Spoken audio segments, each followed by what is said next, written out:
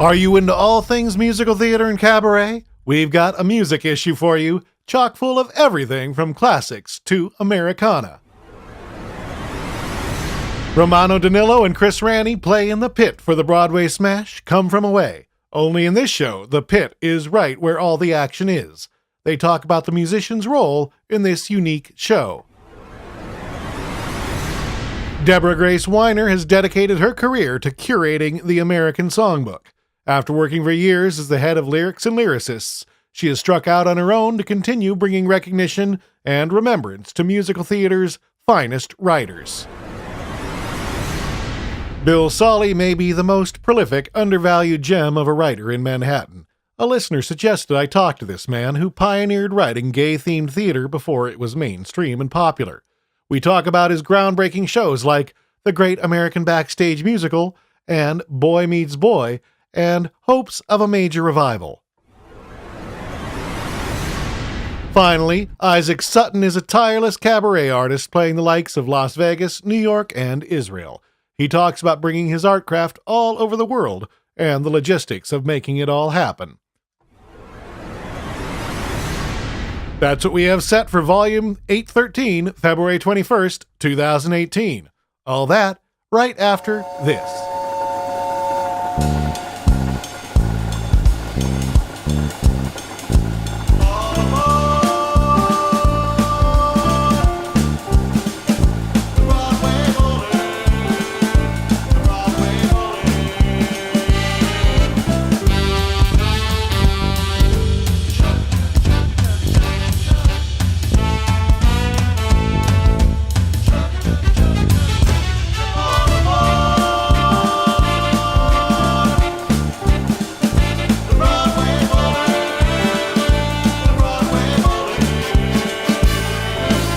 All right, I am your host, Michael Gilbo, and this is Broadway Bullet, Volume 813.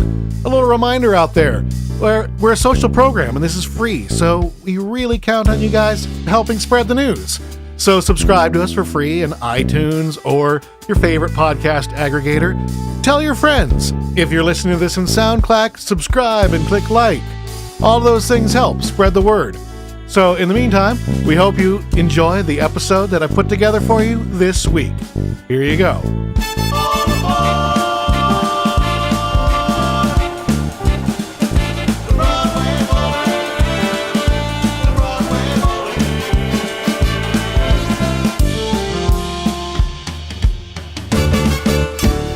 All right, if you are a playwright or a composer-lyricist in New York, I just want to let everybody know that I'm getting ready, prepping to go back to New York for another round of interviews beginning of May.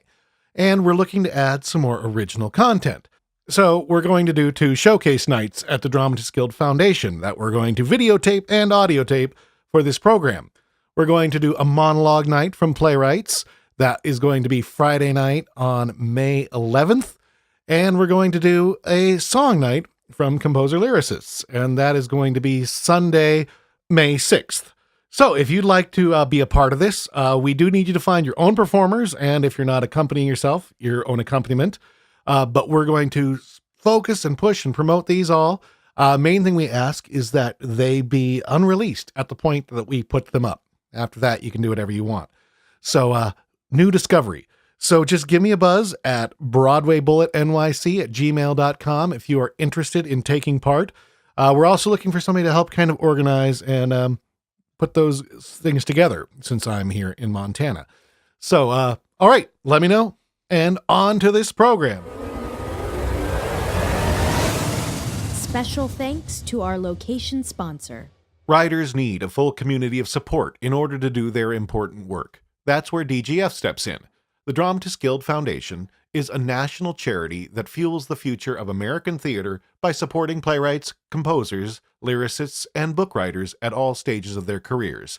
They do this by sponsoring educational programs, providing emergency aid to writers in need, and offering a free rehearsal space where I've recorded this episode.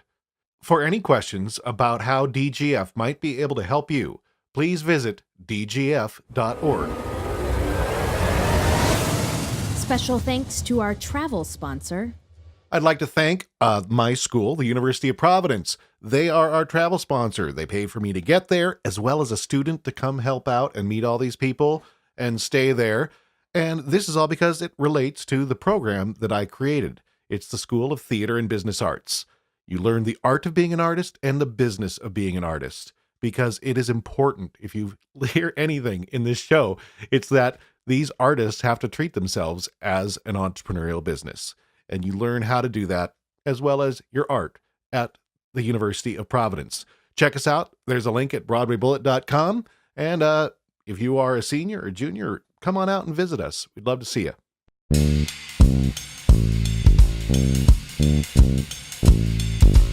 Up close.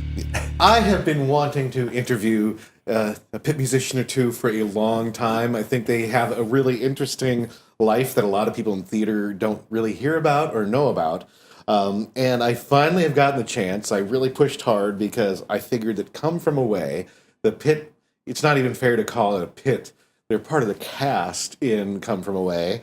And we were lucky enough that two of the musicians jumped to come in and share their wealth of information with you. We've got Romano DiNillo and Chris Ranney here from us. Do you want to introduce yourself so people know whose voice is whose? Yeah, I'm Chris. And I'm Romano. All right, so Come From Away. Yeah. I guess we got a lot to talk about, and we'll get more. But what is your experience with being involved in the band in Come From Away? What do you guys do? Tell us a little bit about the band experience. Well, this is Chris. I'm the associate conductor for the show, which means that I'll conduct the show anywhere from 1 to 8 times a week, depending on what we need. And that involves I play the accordion and the keyboard and an instrument called the harmonium up on stage, and it's responsible for keeping the show running smoothly. So. And Romano. Yeah. And I am one of the musicians. I play baron, basically the percussion book, baron, djembe, shakers, udu, and the ugly stick, which is The personal ugly favorite. stick? Oh, yeah. It's a 6-year degree to get that one. Yeah. I was going to ask if you got hit by the ugly stick a few times. I've but been I hit, think usually my you own did foot. polite. There's a boot at the end of it. I've stomped my own foot, but that's about it. So now, you guys have both been playing in pits for a while. What shows have you guys done? I think there's one that people know. Yeah. We've both been on one. This is how we met, I Yeah, guess. yeah, It's yeah. a good story. 5 or 6 years ago, Something like that. we had met in Detroit. I was going through as the drummer for Wicked and the tour, second national tour. And Ranney was one of the locals, so we met there Yeah. at first. Yeah. And then you contacted Back in me the when I day. got the gig. You're like, Yeah. man, you're going to love this gig. Yes. And I'm like, yeah. Yeah, it's very different than Wicked. Yeah, it's very, But, very yeah, well, we enjoyed that, and I like I said, I was playing a bunch of shows in Seattle before I got this gig, so With Fifth Avenue? at the Fifth Avenue Theater, yeah, and other smaller theaters around the area. I came from Newfoundland originally, but I spent 10 years in Toronto. Not doing much music theater, but mostly classical music, Canadian Opera Company and Toronto Symphony and Kitchener-Waterloo Symphony, and Gamelan, things like that. So what attracted you guys both, or how did you guys fall into, whatever the case may be, into playing for musicals? Well, actually, it was in college. I had sort of been exposed to musical theater before that, but I never really Exposed, like, Yes. like a stripper or streaker on the street Yeah, a little flashing bit, his right, trench coat. tantalizing me. No, I certainly was familiar with theater, but had never participated. And then in college, a good friend of mine asked me to be a part of a show that she was music directing, and sort of cascaded from there. And then I ended up, after college, moving out to Seattle and working a bunch. And for me in Newfoundland, I had played for dozens and dozens of shows that were done locally. But when I finished my studying and when I finished my master's, I moved to Toronto, and I sort of just concentrated on, the quote legit stuff, which is ridiculous. But that was the focus, that was the goal.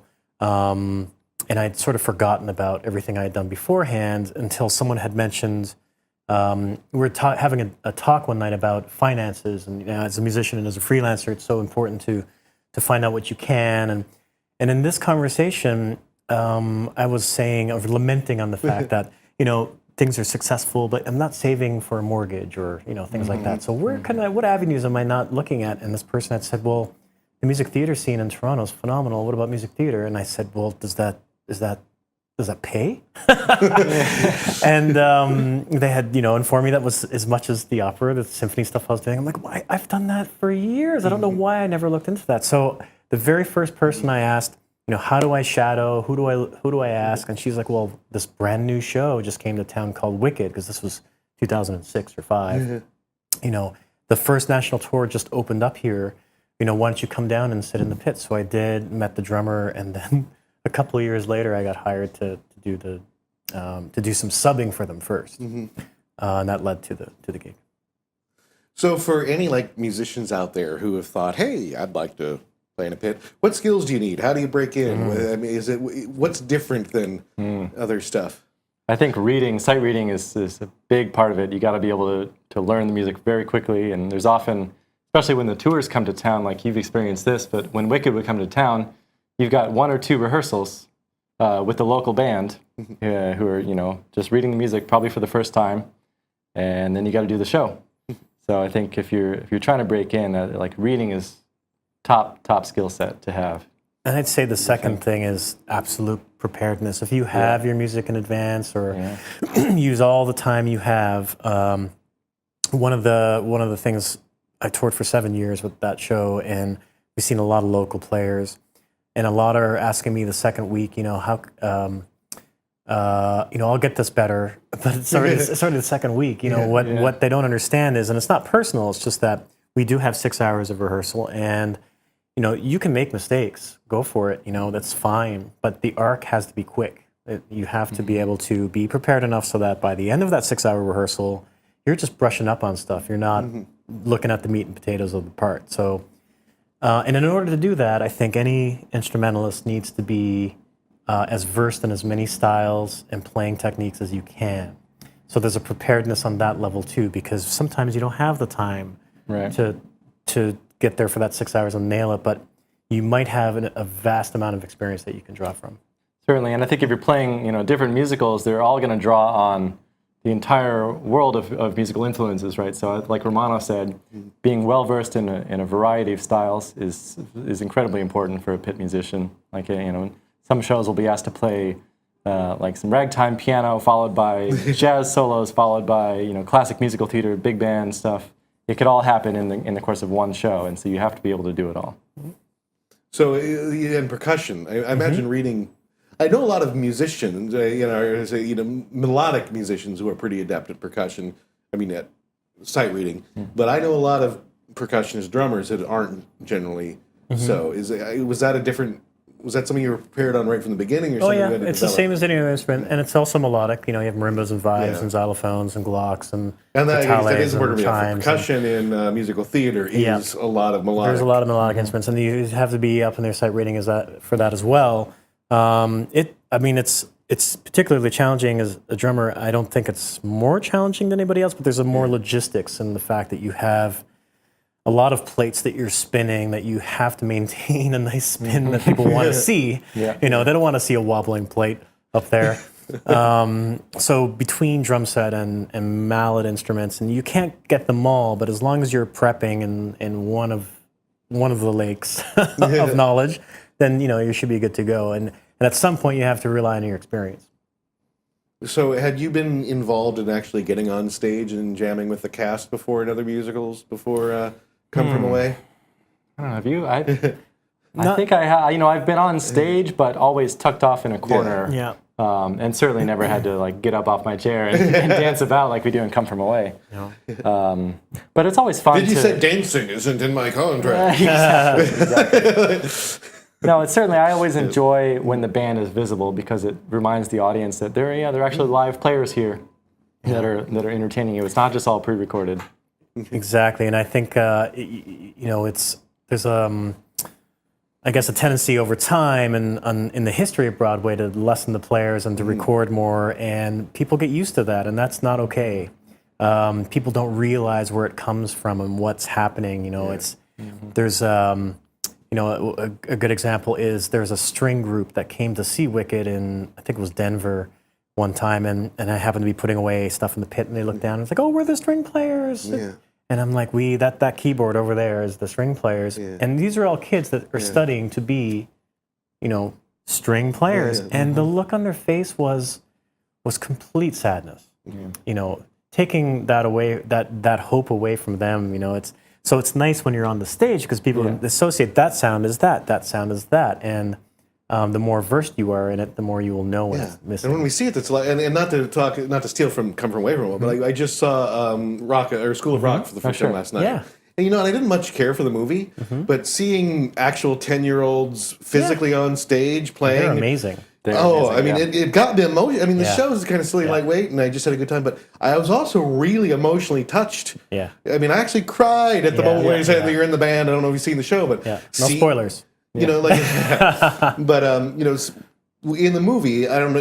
I think they said the kids actually played the movie, but it's still, it's pre-recorded. They took the time and could do comping and takes and stuff. But when you actually see the musicians up on stage, I think it's just not just the visceral thing, but I think there's an emotional connection to the music when you. I think there's an emotional connection to anything in arts, and it's funny that we're tucked away mostly because that's the design of the mixing and the element of how it originated. You have this acoustic thing. And it was down in the pit to control the acoustics, and the main focus is on stage. Well, now, because of sound design and modern technologies, you don't need that anymore, but you're losing the people. You're losing the connection with the people that are underneath the pit.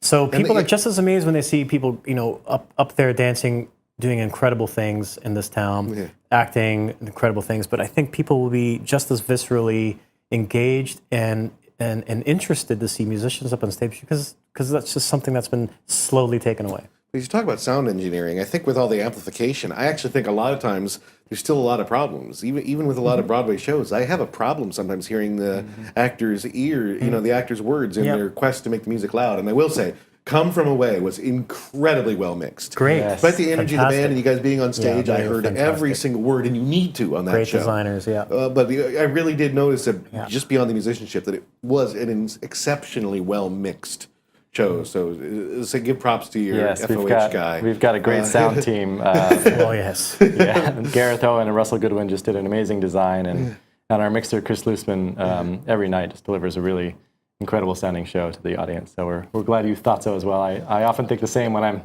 standing in the house. And I didn't really think of that. And it's one of those things, it's best when it's invisible. I didn't walk out going, wow, that was incredibly well mixed until you brought it up. That's interesting. But when I compare it to other shows, all of a sudden as I think about other shows, I'm going, I didn't walk out going, oh, that was, I had problems hearing some words. And, Well, the whole modern take on sound design solves a lot of problems, but it also creates some interesting problems as well. But that's why it's so important to have a great team like we've fortunately had to make your experience exactly what you just said.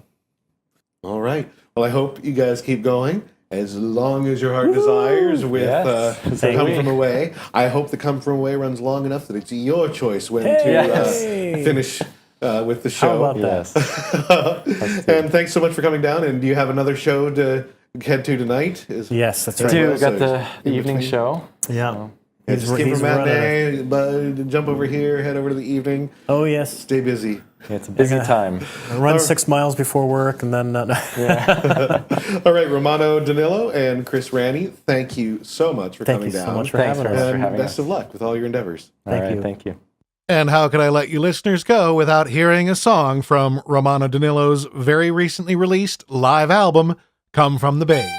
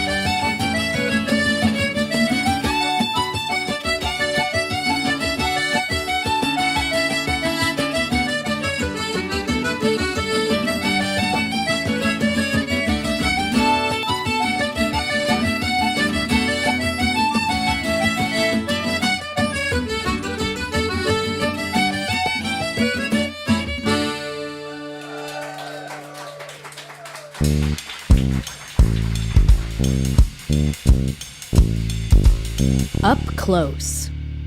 Deborah Grace Winer. I'm not quite sure how many hyphenates I need to say everything that this wonderful woman does. She's a curator of the American Songbook and has been for 9 years with the Lyrics and Lyricists series. And she's now on to other developmental things. She's a writer, she's a curator, she is an artist, she's all of these things. And to talk about her upcoming work and I think definitely want to talk a bit about the American Songbook and her passion for that, Deborah Grace Winer. I'm so glad to be here. Thank you for having me. So, how would you do? Like I said, I feel like you have a hard to define title of a career, Yes. and I think that's wonderful. I'm a born hybrid. Yeah. No, I'm a dramatist. I'm a theatrical. I'm a showmaker and a dramatist, a playwright. And along the way, I became an expert on the American Songbook and musical theater. And I've always sort of I'm a theater trained person from the cradle, and grew up in it, and grew up being an apprentice in summer theater, and when they were called apprentices, not interns, and I'm a trained playwright and writer, and what I'm able to do, which is just my passion and joy, and some of us are lucky enough to be able to spring out of bed in the morning and go, I love what I do, and the great part is that I get to wake up and do it every day. I think a lot of us in theater feel that way, and so I'm able to know how to do all aspects of shows. I have straight plays that I do as one kind of my work, but also I'm able to work with music and text and do concerts and reviews that are sort of hybrid things, and I use my dramatist skills to shape those and to make those great shows. And the greatest thing for me is to be able to just live with this music, which is like being locked in the best candy store in the entire world.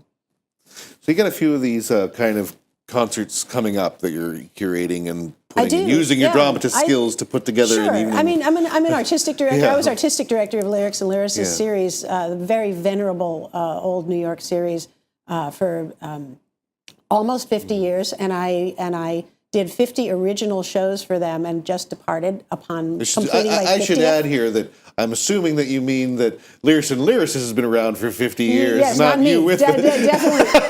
Definitely not.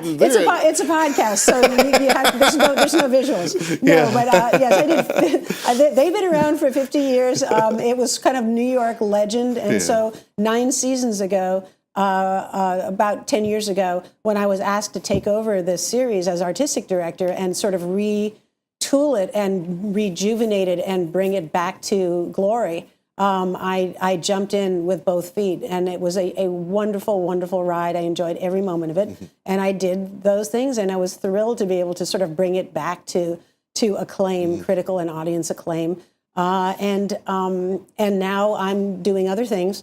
But I have a concert. Coming up that we're just creating.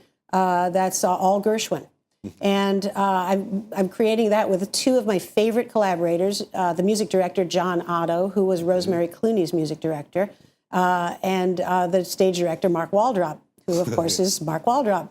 And we've done many shows together, and I love going into the playpen with those guys. And we have an all-star cast. We have Christina Andreas and Clea Blackhurst and George Dvorsky and Nicholas King, and an all-star band, including Jay Lenhart on the bass, who sings as well. And we've had a blast. So when you're putting together these shows and what are you looking for? How are you? Because there's a lot of these things going on in New York. We're a cultured city, and collections. We are? So to a certain segment. I'm kidding. It's a joke. I'm a native New Yorker, so to me, the sun rises and sets with New York. Yeah. So what do you do to set, or what mistakes that you see others do you look to correct in your own without naming names or being but? Well, sure. I mean, the way I look at it is I'm privileged to know a lot of songs and know a lot of Broadway shows and show tunes, and my specialty is the classic repertory. I love new theater music, and I avidly go to the theater, But my particular niche is the what we now call the Great American Songbook. It's never had a great name for it. Everybody's always been kind of sort of rooting around to find the perfect name for it. You can call it pop standards, you can call it whatever, but the music, there's a body of work that was really mainly between 1920 and I'd say the middle of the 1960s before rock and roll took over. Yeah. And that category is what all the great standard songs fall into, and the great classic Broadway shows. So I love to, when you say, or what are the mistakes or whatever, I sort of look at it fresh. I sort of don't look at what other people do. But to me, the secret of it is, these things are not nostalgia. I think that for a segment of people who grew up in an earlier time, and that was the music of perhaps their youth, then they may feel nostalgic listening to it, and for them, that might be so. But I'm from a generation that grew up with rock and roll as the mass music, as many people are. And I came to this, I was always drawn to this. As a kid, I was listening to Ella Fitzgerald and Nat Cole and Peggy Lee and Billie Holiday and Rosemary Clooney and all those, and Sinatra, of course, and all those great singers. And so it's about taking the idea that these are vibrant, fresh, wonderful works, and they are timeless. And so the idea is, how can you just, it's not hard, how can you just get the best performers who really understand the material and the best musicians and create fantastic shows that are fresh. And I've had very, very good luck. I've been very blessed in that I have the best collaborators in the world. I mean, I get to pick up the phone and I get to work with Kathleen Marshall and say, hey, girl, let's create some new kind of show, because she's just as passionate about it as I am. And what can we dream? What would entertain people? What would move people? Or many, many other, or Rob Fisher, or, any of those wonderful creative directors and music directors, and then have our pick of the finest cast on Broadway or in jazz cabaret, because we all do this for the passion of it. And we all get how lucky we are. So where do you get your ideas for your shows, or how do you put together these, the topics for the shows and then select the shows? What influences your decisions there? Sometimes you sort of you think, what's been overdone? What God help us, can we just not hear one more note of, because it's been done so many times? Or sometimes that's a challenge. Sometimes you go, like a Gershwin show. The venue, which is the Schimmel Center, had wanted a Gershwin show, and we talked about that. And then the challenge becomes, Gershwin, who is George and Ira Gershwin song, you could argue are certainly among the greatest that America has ever produced. And the interesting thing is, they're everywhere. You turn on the TV, they're on TV commercials, they're on movie soundtracks, they're, Lady Gaga's recording them, whatever. So much so that perhaps some of us have stopped listening closely. So because they're ubiquitous. I think there actually was a scientific study that they found in the genome mapping that they actually are in our DNA. And then the challenge becomes, hey, how do you do a Gershwin show and make it really interesting?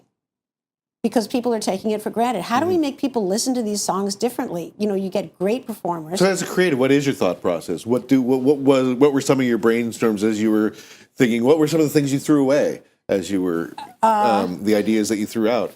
Well, I'm trying to think. I got together with my collaborators, John Otto and Mark Waldrop, and we thought, what are the Gershwin songs that are the greatest Gershwin songs? We didn't specifically go for, let's find all the obscure material we can. Sometimes you might want to do a show like that. The interesting thing about doing a show of all obscure material is it works great for a very inside audience. For regular audiences, people's brains may want to hear that, but their hearts very often will really miss, but not for me, or or some of the other great songs, or Summertime, or Let's Call the Whole Thing Off. And so you have a kind of a psychic obligation to, I think, give people those songs, and also because they are great songs. So if you have Christine Andreas singing "The Man I Love," which is an old Torch song, really in a kind of Helen Morgan style, very old fashioned. We were talking about it yesterday at rehearsal. You sing the man, someday he'll come along, the man I love, and he'll be big and strong, the man I love. That is so not part of our zeitgeist today, but it's a great song. And if you have a great singer like Christine doing that, you find depths to that transcend time. And so it's a combination to pick things. You pick what are the songs that the show can't be without. What are some really interesting obscurities? Like Clea Blackhurst, I said. So Clea Blackhurst is the Merman girl. Yeah, and she's fantastic. I mean, I think I interviewed her and saw her on the program. If anybody's looking for more information there, they can dig back and find her. But I know she's a great... Clea Blackhurst is a great performer, completely unique. And she was born to do anything that Ethel Merman ever did. And she's also incredibly intellectually one of the great Ethel Merman experts. She's done a couple of different Ethel Merman shows and recordings. And so I said to Clea, what do you got that's really interesting, really obscure? Because, of course, the Gershwins had a relationship with Ethel Merman going back to Girl Crazy in 1930. So Clea came across, and she says, I do a great song called Sam and Delilah. And it was Ethel Merman was hired to be in Girl Crazy. And the star of Girl Crazy was really Ginger Rogers, but Ethel Merman stopped the show the first night. And this weird song, not that it's weird, but it's very much of an oddity.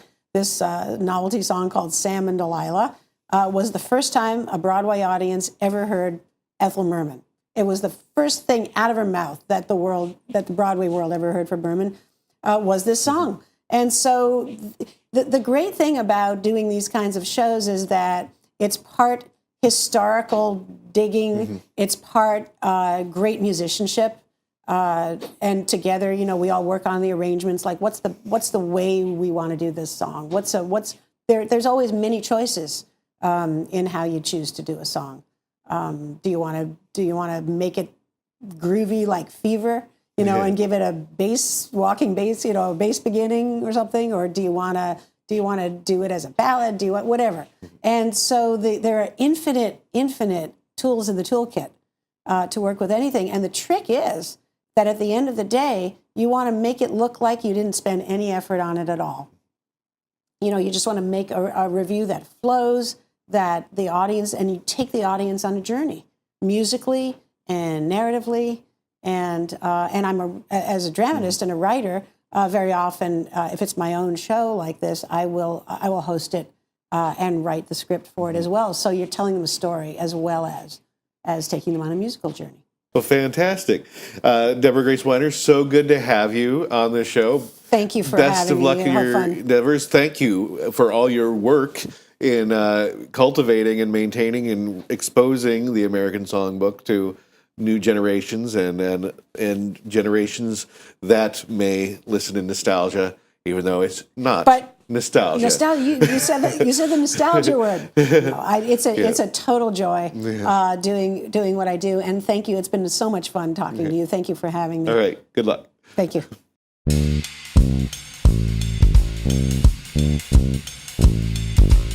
Up close.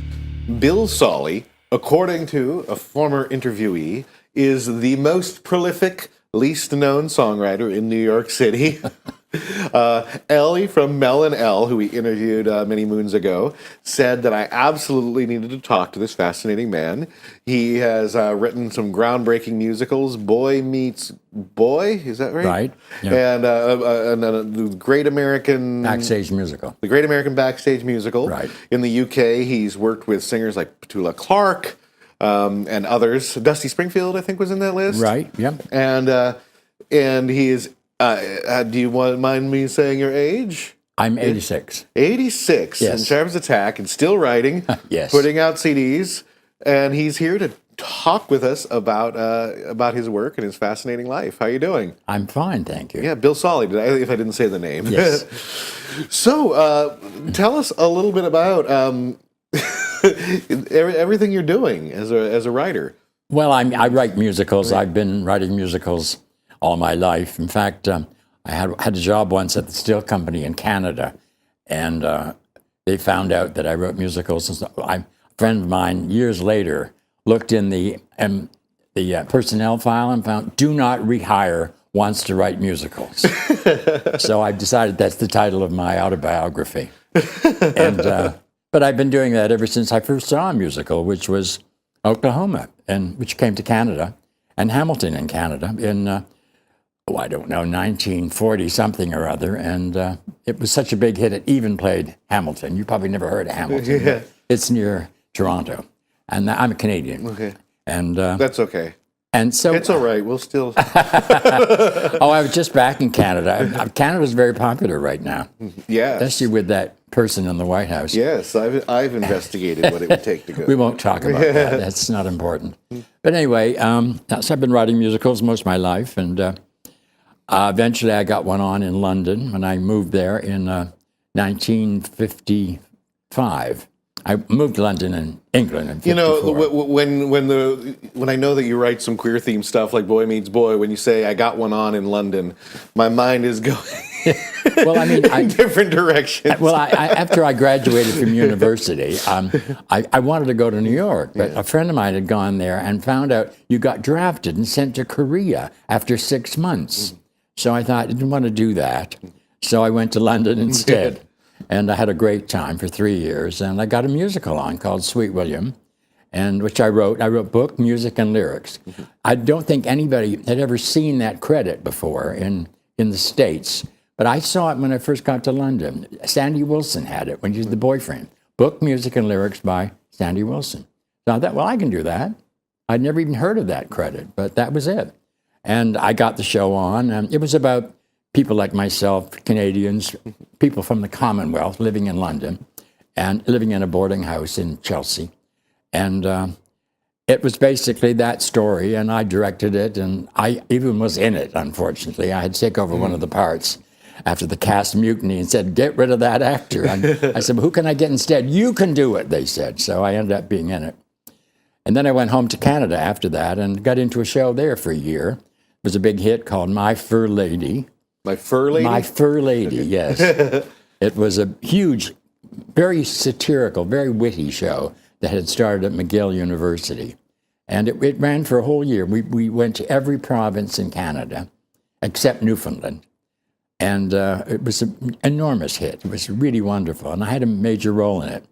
I never planned to be an actor, but I ended up getting cast as an actor. And it was always a surprise to me. Later on, I was cast in a video and another show, and it was just accidental. I didn't even audition. It was really weird. But, you know, what I mainly wanted to do was write, and I went on doing that.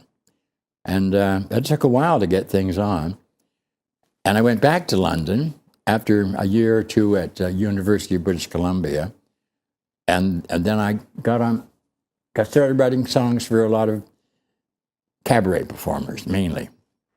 And especially a song I wrote called I Could Fall in Love, which was written for another musical. And a singer I knew heard it and wanted to do it. And she put it in her act, and it used to stop the show every night. It was great. And I've got a recording of it by Tova Feldshuh over there, which we could play later on if you like. Or is this something you wrote? Yes. It's a song, I Could Fall in Love. Well, why don't we play it right now? Well, okay, I'll have to go dig it out. Oh, no, you don't have to dig it out. With magic of editing, we'll insert it. Okay. Anyway, it's I Could Fall in Love with a fabulous American who's the idol of every working girl and every debutante, but I can't because I want to fall in love with you. It goes on like that. It goes through all the different nationalities and things. And it's been quite popular. It got me noticed anyway. And I ended up writing for a lot of big stars in England. Yeah. All right, let's play it. Let's hear it. I could fall in love with the most distinguished Englishman who's the idol of every working girl and every debutante. But I can't because I want to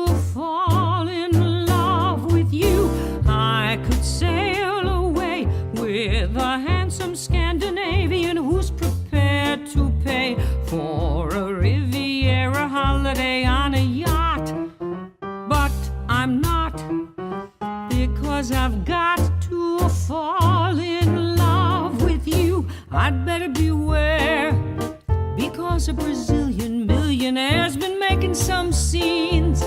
He's certainly full of beans, but I've told them all I could never really fall completely in love with anyone else but you. I could tumble for an athletic Andalusian who's a matador with a muscular development next to none. Oh, he'd be fun, but I've begun to fall in love with you. I could exercise with a great big tough Canadian who, to my surprise, treats me like a piece of china and calls me ma'am. Oh, damn. And yet this femme fatale's in love with you. I frequently go to visit a Frenchman comme il faut. He'd like me to stay. I'd like to say enchanté, but I've told them all I could never really fall completely in love with anyone else but you. And in Italy, there's a naughty Neapolitan who's invited me to a dinner of spaghetti with meat or fish. What a dish! And yet I wish to fall in love with you. I'm inclined to sin when a sexy Macedonian throws his javelin. He's an amateur but thinking of turning pro. Wouldn't you know, I had to go and fall in love with you. I know a young Turk who's looking for interesting work. I'd give him a job preparing my shish kebab, but I've told them all I could never really fall completely in love with anyone else but you.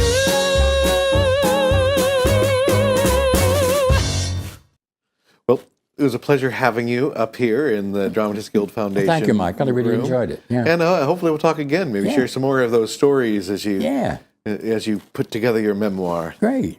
And you've got my email address, and you can look at my website, and so all kinds of quotes and stuff there, and information about me.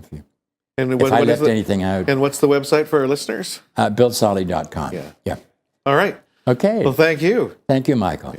As always, we have the unedited interviews with all these people up, and we talk more with Bill Solly, and he gets more into detail about his Boy Meets Boy musical, and talks about this song. We're going to play you one more song from him, and this is the opening number from Boy Meets Boy. Boy meets boy tonight, finds with joy tonight, the perfect mate that fate cannot destroy tonight. Back when gentlemen were gentle, just the thing to make you sentimental. Night and day again, love is gay again, and though our story's just that old cliche again, what a beautiful blend. Boy meets boy, boy loses boy, but boy gets boy in the end.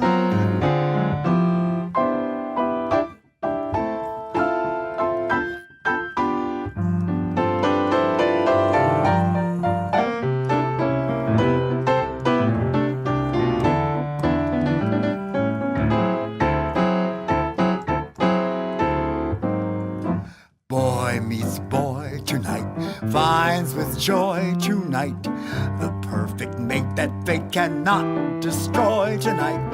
Back when gentlemen were gentle, just the thing to make you sentimental. night and day again. Love is gay again, and though our story's just that old cliche again, what a beautiful blend.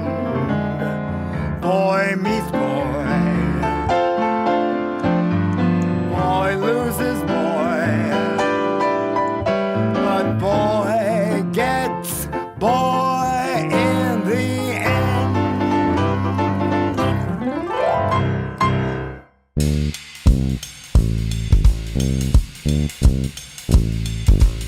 Cabaret Corner. I have the pleasure of speaking with Isaac Sutton, an international performer, Israeli cabaret artist, and musical theater actor. He's performed in Brazil, Israel, USA, Canada, all over the place, and we managed to catch him. He's based out of Israel, and he is here in New York City, and managed to catch him on my stay. Welcome, Isaac Sutton. How you doing? Thank you. Thank you for having me. Shalom. Shalom. I'm glad it worked out that you were able to come in. I know that at first we didn't think you were going to be able to get in because you're leaving. In just a few hours, I have to catch a flight and go back to Israel. So tell us a little bit about yourself and your career. I know you've got a CD out. I do. I mean, over the last 10 years, I have been bringing the Great American Songbook to Israelis with my one-man shows, and very fortunate to do that. And I've also done, theater work, mostly musical theater. I love Broadway.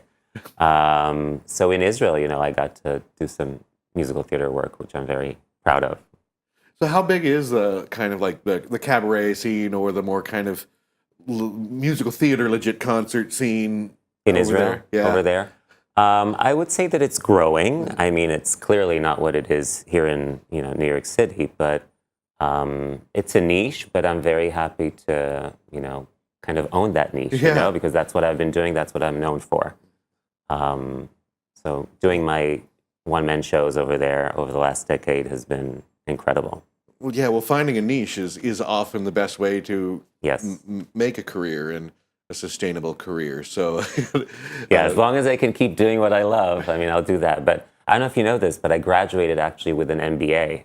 Oh, wow. Okay. Yeah, before that. And then I did the switch. I said to myself, Isaac, you have to, follow your heart and try to see if this works out. And it did. I imagine that business sense has helped you out. Oh, absolutely. I actually founded a program at the University of Providence, Theater and Business Arts. Yeah. And it's not some people think theater administration. It's not. It's learn the art of being an artist, but learn that you are an entrepreneur and you got to treat your career as a business. Absolutely. That's what I do. I have my office, based in Tel Aviv, and I'm in charge of the marketing as well. And being independent, it works for me. I mean, it doesn't work for everyone, but I love, being able to control my own schedule and my shows, and So one thing too, I was really surprised walking in, seeing you. Something about the name Isaac Sutton, Israeli, cabaret artist. I was kind of expecting to, meet like a 60-year-old dapper gentleman. Right. I get that a lot. And you're quite young, robust, handsome, casual. Thank you.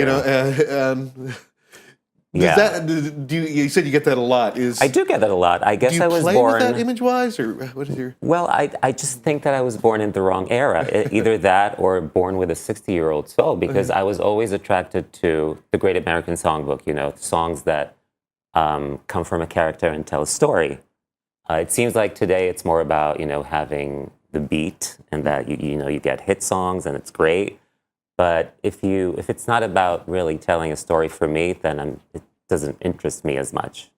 So, I've always been drawn to that kind of material. So what kind of organization, with all the countries you've traveled in, I imagine, I don't know, with performance visas or, passports, whatever, I imagine it takes a lot of initial kind of work to make sure you got all your ducks in order? Yes, that's absolutely true. And actually, the traveling part is the part that I hate most about this business, because I don't know. As years go by, I don't enjoy the travel aspect of it all. The flying. I don't really like flying so much. As a singer, I would imagine too, when you've got these long. Oh my gosh! Transoceanic flight on your voice and the voice factor. I used to do a lot. To book shows, right after I would land, I don't do that anymore because it's so fragile, the voice. And I really do try to protect it. You know, I don't drink, I don't smoke, I don't do drugs, I hardly have any dairy products. I don't speak in between shows because it's really all about the voice. So, So, what's your favorite venue that you performed in? oh my gosh, I just did a concert for the very first time at Feinstein's 54 Below here in New York City. This was, I tell you, a dream come true. I mean, this has been the place that I, you know, as a singer-actor would go to get inspired, to get inspiration, basically. So I've seen my all-time favorite, you know, Broadway performers do their thing at Feinstein's. So to be able to, you know, bring my show to that venue was coming full circle, and I was so emotional that night. Yeah, it was a dream come true. Do you perform with just an accompanist, or do you have a full band? I have a band, and actually for this show, I had a very special guest, a Broadway star. Her name is Carrie St. Louis. She recently did Glinda in Wicked, and also Rock of Ages. So we did some duets, and she was lovely. And hopefully I'll bring her to Israel to do some shows. So Wow. that could be fun. So you're in charge of your own business. Yeah. How do you audition? How do you find your band members? And Well, you know what? The people that I play with, I mean, they go way, way, way back with me because, you know, once you find, you know, you have the good chemistry with the musicians, you want to keep them, you know, and the people that I've worked with here are unbelievable. I mean, my musical director here, his name is Dan Pardo. I recently saw him conducting the musical Company in Pittsfield, Massachusetts. I drove 3.5 hours to Pittsfield for two reasons. First, he was conducting the show, and he's my musical director here in New York. But also, I did play the role of Bobby, the lead role in Company in Israel, the Israel production. So again, coming full circle, and I'm very lucky to have him. And so how do you make the jump? I think there's a lot of cabaret singers, especially in New York. It seems to me that there's because it's such a niche genre anymore, Absolutely, yeah. that there's a big gap for singers to jump between kind of putting on their own 1 or 2 night showcase in a small little joint to being able to do a big gig like Feinstein's. I don't know if I've seen, and when I talk to people, a lot of people, I don't see a middle, you know, like the jumping point where you move up to this kind of middle venue and to the top. It's like, it seems at some point you got to kind of take a leap of faith and spend some money and make the jump. What's your advice for people trying to cross that? I mean, the competition is crazy, especially here in New York City. But I would have to say, just focus on what makes you unique.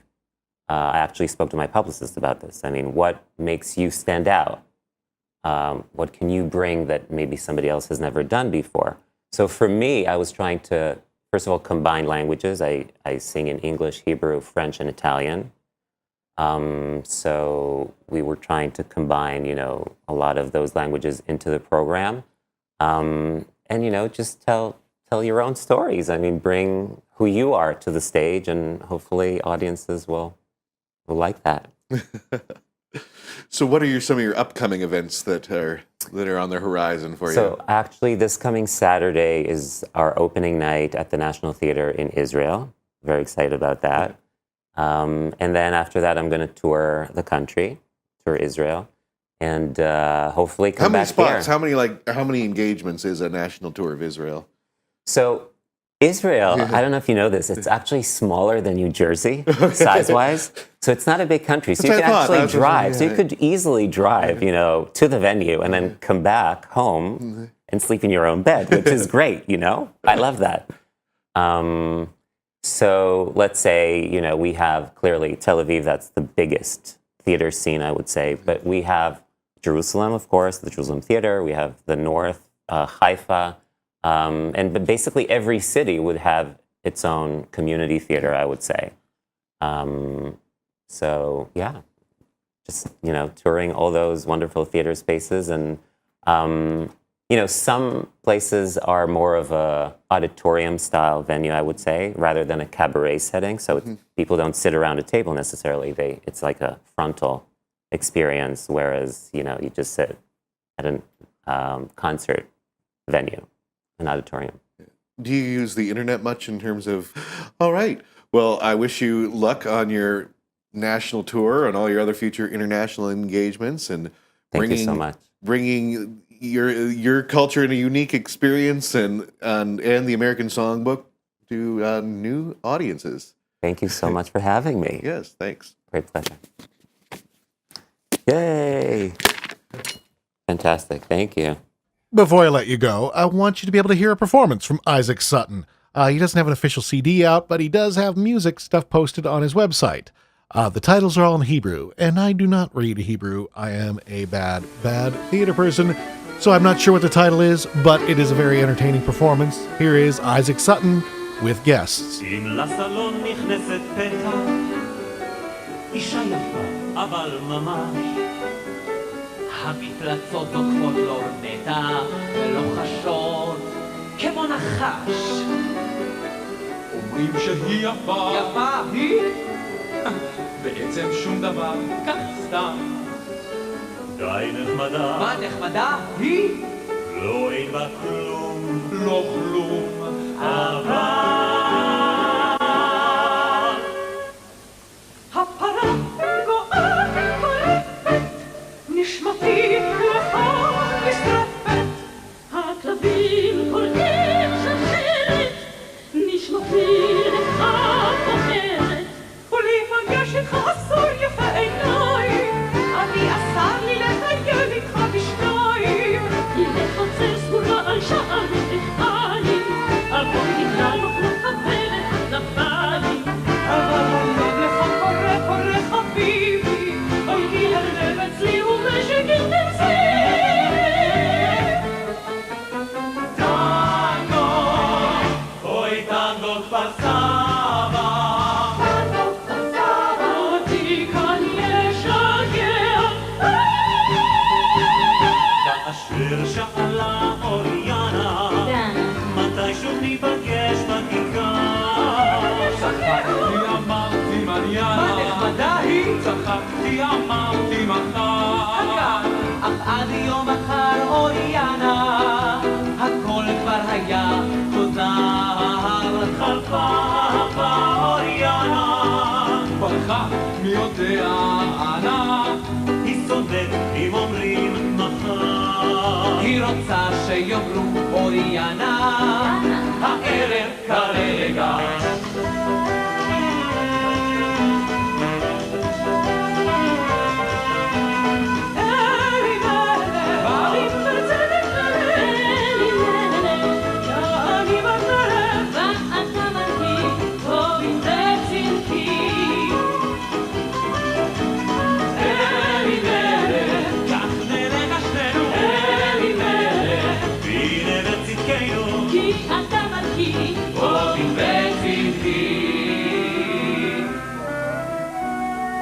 אותי החברות כולן בלי הרף שואלות, מדוע זה עינייך כה גדולות ואפלות, ומה את חיננית כל כך, ומה את ביישנית כל כך, ולמה זה נימת קולך נוגה וניגונית כל כך, ולמה זה שונה הינך מכל הבחורות, ולמה זה חולמות כל כך, עינייך השחורות.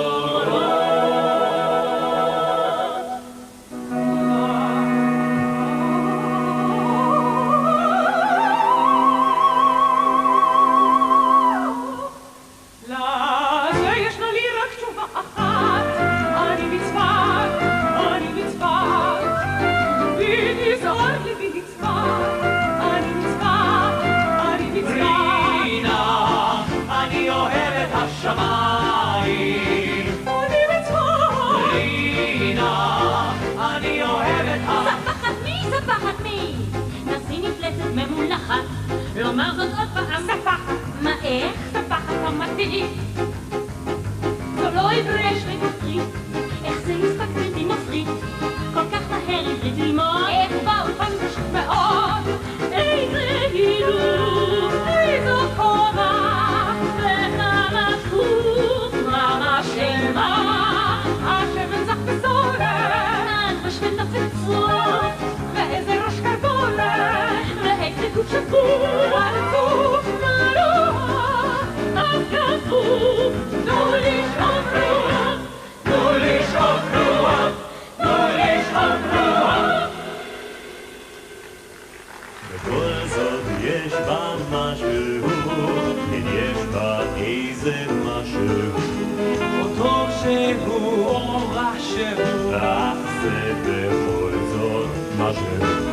ויחד עם המשהו נחוץ רק איזה מישהו שלא יהיה של מישהו אלא הוא לא של שהוא יש בזה בצד שהוא איזה עוד ועוד שהוא שכח מכל יסוד שהוא מתחיל הלב לרקוד שהוא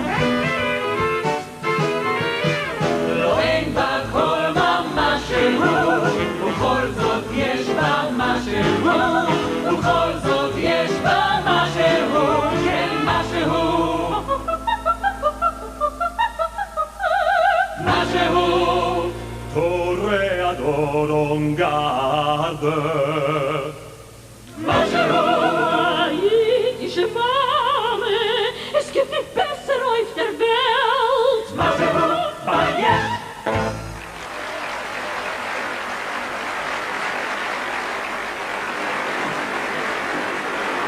זמרי המיקאדו מהמרכז לאופרה פרינג' מרכז תרבות מנדל ביפו.